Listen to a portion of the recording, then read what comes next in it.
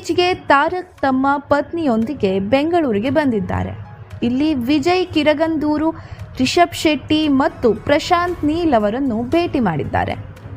ಪ್ರಶಾಂತ್ ನಿರ್ದೇಶನದಲ್ಲಿ ತಾರಕ್ ಅಭಿನಯಿಸುತ್ತಿರುವ ಸುದ್ದಿ ಗೊತ್ತೇ ಇದೆ. ಸದ್ಯ ದೇವರ ಎಂಬ ಚಿತ್ರದಲ್ಲಿ ತಾರಕ್ ತೊಡಗಿಸಿಕೊಂಡಿದ್ದು, ಈ ಚಿತ್ರವು 2 ಭಾಗಗಳಲ್ಲಿ ಬಿಡುಗಡೆಯಾಗಲಿವೆ. ಆ ಚಿತ್ರದ ಬಿಡುಗಡೆಯ ನಂತರ ಪ್ರಶಾಂತ್ ನೀಲ್ ಮತ್ತು ತಾರಕ್ ಅಭಿನಯದ ಚಿತ್ರ ಸೆಟ್ಟೇರಲಿದೆ. ಪ್ರಶಾಂತ್ ನೀಲ್ ಅವರನ್ನು ಭೇಟಿ ಮಾಡಿದ್ದೇನೋ ಓಕೆ, ಈ ಭೇಟಿಯಲ್ಲಿ ವಿಜಯ್ ಕಿರಗಂದೂರು ಮತ್ತು ರಿಷಬ್ ಶೆಟ್ಟಿ ಸಹ ಯಾಕಿದ್ರು ಎಂಬುದು ಎಲ್ಲರ ತರ್ಕ.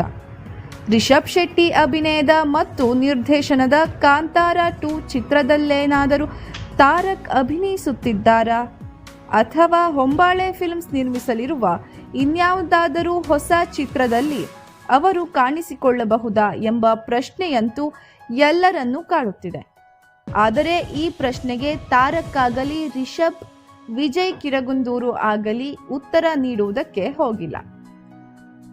ಎಲ್ಲರೂ ತಮ್ಮ ಕೆಲಸಗಳಲ್ಲಿ ಬ್ಯುಸಿಯಾಗಿದ್ದಾರೆ. ಆ ಕಡೆ ತಾರಕ್ ದೇವರ ಚಿತ್ರದ ಕೆಲಸಗಳಲ್ಲಿ ತೊಡಗಿಸಿಕೊಂಡಿದ್ದಾರೆ. ಈ ಕಡೆ ರಿಷಬ್ ಶೆಟ್ಟಿ ಕಾಂತಾರ 2 ಚಿತ್ರದ ಸಿದ್ಧತೆಯಲ್ಲಿದ್ದಾರೆ. ಇನ್ನು ವಿಜಯ್ ಕಿರಗಂದೂರು ಯುವ ಚಿತ್ರದ ಬಿಡುಗಡೆಯಲ್ಲಿ ಬ್ಯುಸಿಯಾಗಿದ್ದಾರೆ. ಹಾಗಿರುವಾಗ ಎದ್ದಿರುವ ಹಲವು ಪ್ರಶ್ನೆಗಳಿಗೆ ಯಾರು ತಾನೇ ಉತ್ತರಿಸಬೇಕು ಹೇಳಿ?